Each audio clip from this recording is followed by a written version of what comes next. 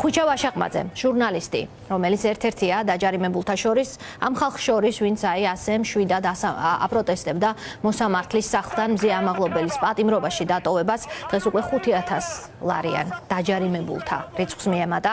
ის ჩაგვერთვება ახლა ქუთაისიდან პირდაპირ ეთერში. მოგესალმებით, ხუჩა. მოგესალმებით, პირველ რიგში დიდი ბოდიში რომ ესეთი ფორმით ჯანმრთელობის მდგომარეობა.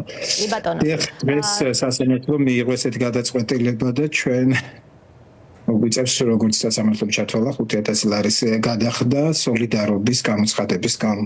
გაირკვა რომ ამ ქვეყანაში სოლიდარობა 5,000 ლარი ღირს. ასე გადაწყვიტა რეჟიმის მოსამართლე. მელოდით თუ არა წინასწარ ამ გადაწყვეტილებას და რა მიზანი აქვს აი ამ უსაშველოდ გაბერილ ჯარიმებს საზოგადოებისთვის ძალიან ცნობილი ადამიანების მისამართით. ეს არის ერთგვარი საჩვენებელი სცენა, ავან სცენა ივანიშვილის სასამართლოს დღეს. Აცოფო სიმართლე გითხრა ჩვენ უფრო მეტსაც ველოდეთ. ჩვენ ველოდით რომ პატიმრობასაც შეგვიფარდებდნენ და მომზადებულიც კი მივედით სასამართლო პროცესზე ჯანმრთელობით. მაგრამ როგორც ჩანს რეჟიმისთვის უკეთესი არის თანხმობრივად რაღაცით გამომდიდროთ ბიუჯეტი, ვიდრე ჩვენი პატიმრობით იქ გამოვკეტონ.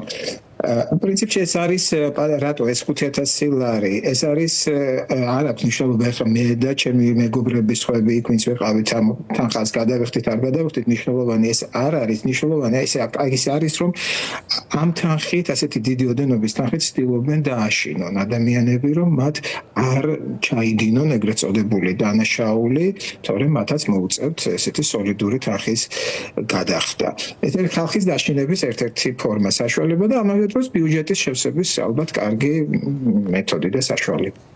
მუშაობს ეს თქვენი აზრით, იმიტომ რომ ივანიშვილის რეჟიმმა სადა ყველაფერი აქამდე აკრძალა, რაც შეეძლო. ყველგან ყველა კანონი გაამკაცრა, იქ ნიღბის ტარებიდან დაწყებული იქ აგენტების კანონიც მიიღო, მაგრამ რეალურად ვერც ერთი კანონი მან ვერ აამუშავა და რაც თავარია ვერ მიაღწია მიზანს.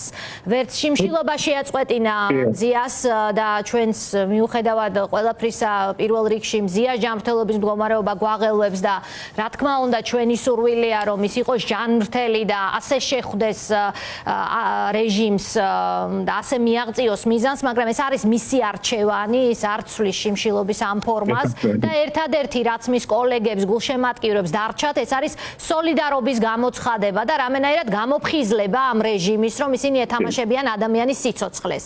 იმუშავებს ეს სადამსჯელო საშუალება რომ არ მუშაობს, იმიტომ რომ არც იწყდნენ ადამიანების რაოდენობა, რომელსაც აჯარიმებენ ან აკავებენ, არ იკლებს პირიქით იმატებს. ესე იგი, რაც უფრო მეც აჯარიმებენ და აკავებენ, მით უფრო მეტი ადამიანი ბრაზდება გამოდის გარეთ და გამოხატავს პროტესტს.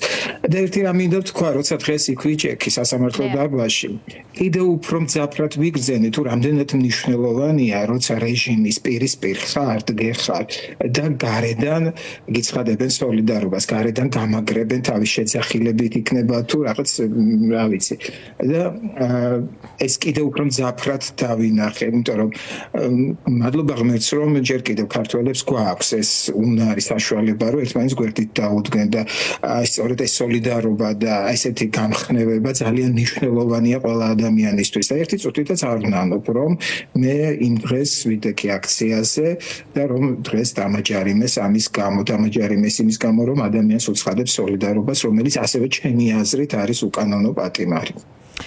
და თუ დღეს არ გააპროტესტებს ეს ხალხი, თქვენი სოლიდარული არ იქნება, თქვენ მზიას სოლიდარული არ იქნებით. რა ელის ამ ქვეყანას გიფიქრიათ თუ არა ამაზე, იმიტომ რომ თქვენ ჟურნალისტი ხართ და აშუქებთ ამ ყველაფერს, გინახავთ რა მოხდა რუსეთში.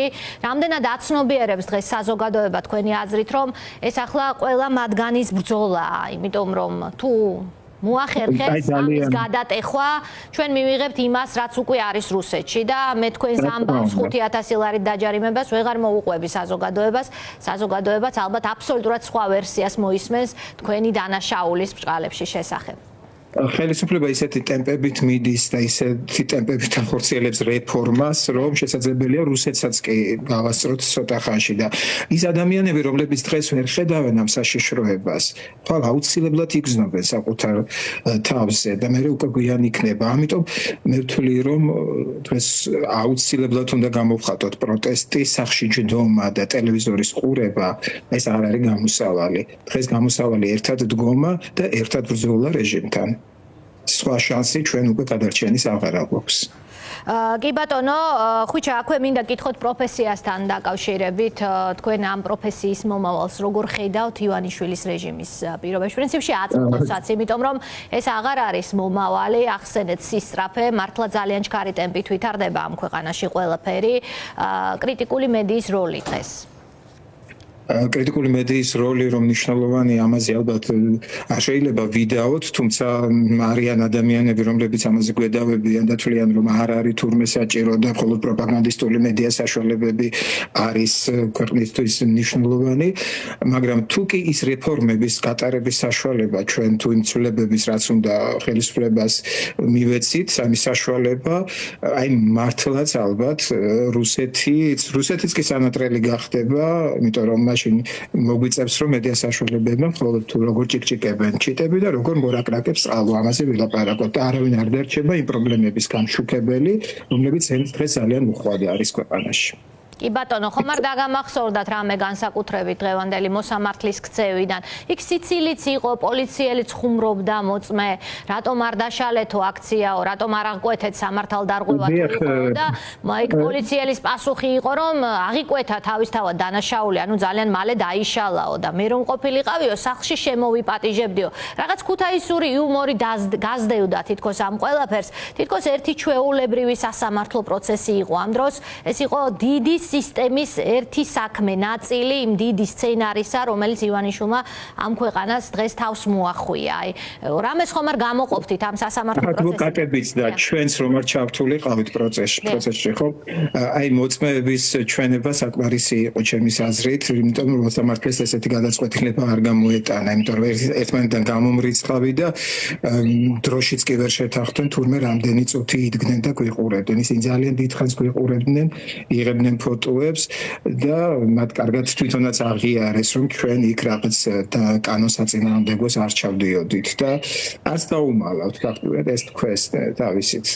ესე რომ მოსამართლეს ძალიან ადვილად შეეძლო გაეზიარებინა, უბრალოდ გაუგებარია, რისთვის ვიყავით დარბაზში 6 საათი, თუ მაინც უნდა შეესრულებინა მოსამართლეს მიიღო ის გადაწყვეტილება, რა გადაწყვეტილებაც მიიღო, რა გადაწყვეტილება იყო მეორე მხარის მიზანი.